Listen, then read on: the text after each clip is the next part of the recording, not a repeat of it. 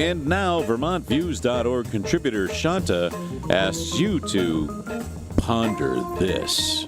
Frames of perspective of the first world kind. A couple of weeks ago, I complained to myself one morning about needing to do laundry while griping about other domestic tasks. In the middle of my rant, I was listening to NPR, which featured a story about a girl in another part of the world who was about 10 or 11 years old.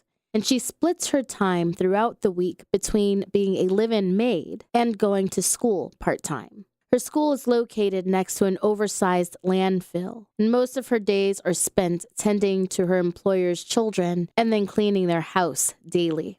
Moments like this always encourage me to pause, reflect, and sometimes laugh at the ridiculous nature of what I think is important. Then, of course, I move on to complaining about something else later that day. However, this particular moment of listening to NPR continued to stay with me.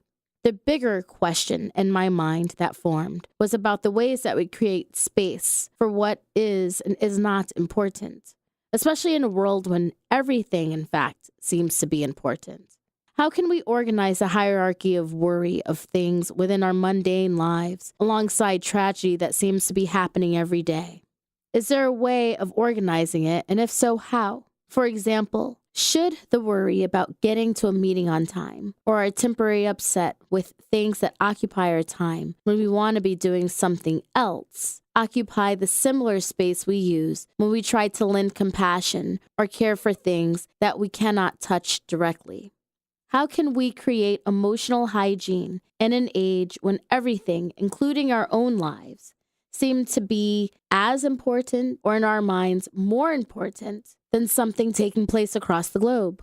While I don't remember the name of the little girl I heard about on NPR, I still think about the way that I worried about my laundry while her reality seemed much more weighted than mine and continued in another place far from me. And perhaps the impact was intended for me to take inventory of my own emotional and mental currency and realize just what really is important.